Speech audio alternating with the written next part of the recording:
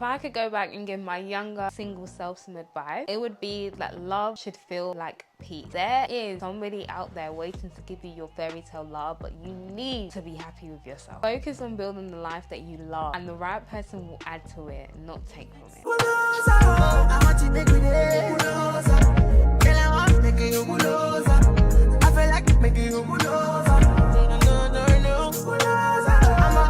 Hey guys, welcome back to my YouTube channel.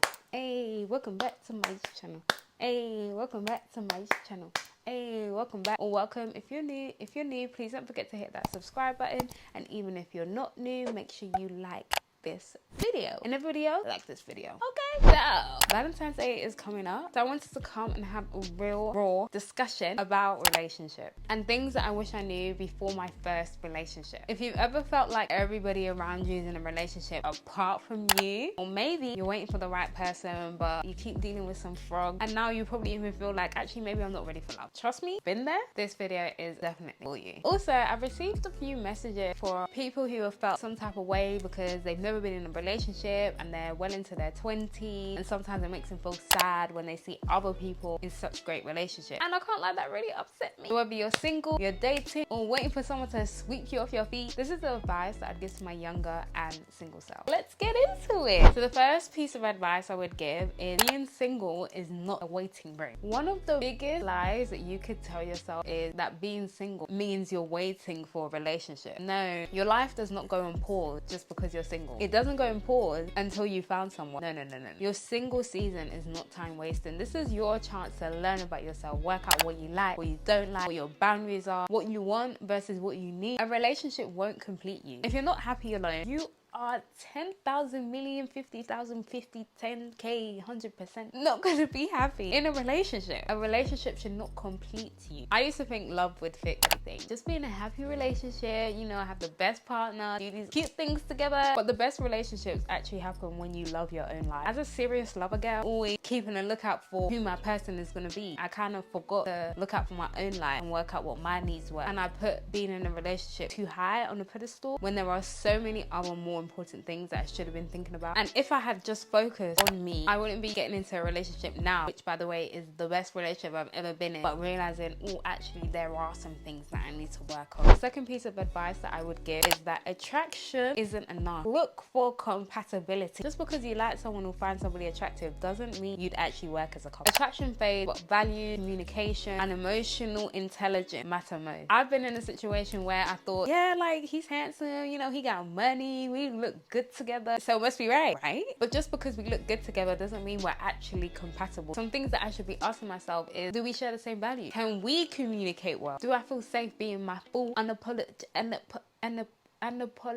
do I feel safe being myself around said person? There are more important things to look for in a partner other than, is he tall? Has he got money? Has she got a bunda? On the first date, you even having throwaway conversations like, what's your type? Back in the day, they'd even be asking, what's your body count? Are these the type of questions we're asking to try and get to know if you're compatible with somebody?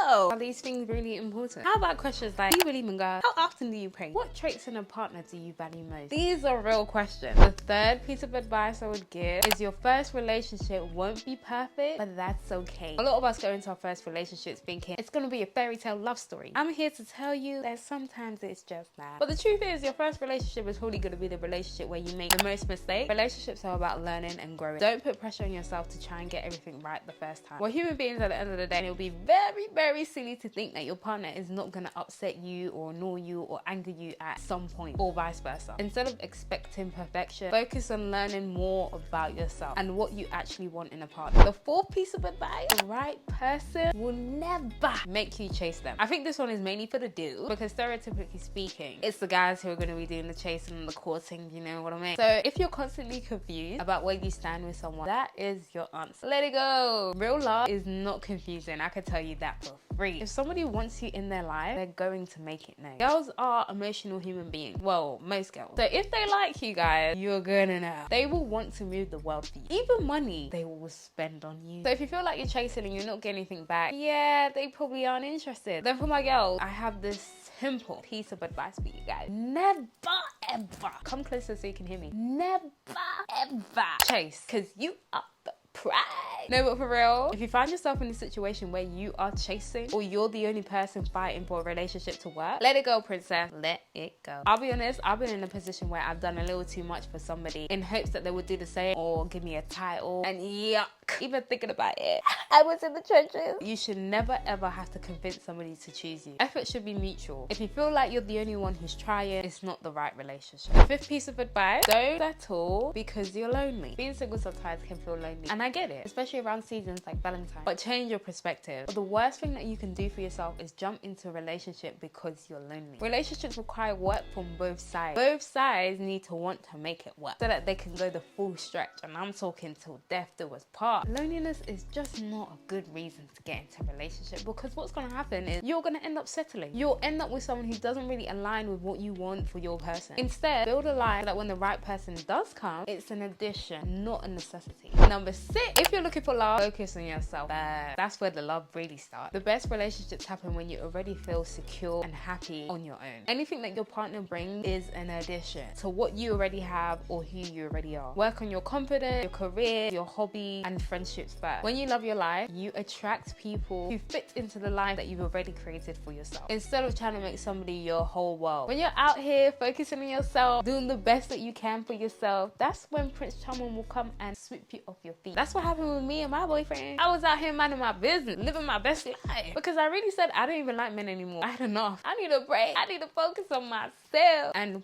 that's when he came. There's always room for self-improvement. There's always room for more self-love. And the more things you experience in life, the more you learn about yourself. And the final piece of advice I would give is that red flags are real. Don't ignore them, girl. Oh boy. If something feels off, it probably is. Trust your intuition. Trust that the spirit of discernment is working in your favor. I've ignored red flags before thinking I could fix things. Love doesn't change people, unfortunately. They have to want to change for themselves. Pay attention to how they treat you when things aren't going their way. Now, if you have a conversation about said red flag and they come back to you, they apologize and they say that they genuinely want to fix it, they genuinely want to change, and they're actively making that change and they've not done anything to move crazy again, then that's great. At the end of the day, we are humans and we are going to make mistakes. And sometimes all people need is a chance to make things right. So whilst I am saying don't ignore the red flag, I'm also saying work out whether the red flag is enough for you to leave, or if there's potential to have a conversation to see if you can move forward from it. You gotta decide. And this is why being single is important, because you would know what's enough for you to leave and what's enough to have a conversation about, because you would know your boundaries. Think about it. If I could go back and give my younger single self some advice, it would be that love should feel like peace. There is somebody out there waiting to give you your fairy tale love, but you need to be happy with yourself. Focus on building the life that you love, and the right person will add to it, not take from it. And that is the end of this YouTube video. I would love to hear from you guys in the comments. Let me know what's one relationship lesson that you had to learn the hard way, or what's the best relationship advice you've ever received. Also, let me know what topics you'd like me to cover next. Please don't forget to like, don't forget to comment, and don't forget to subscribe. And I will catch you in my next video. Goodbye.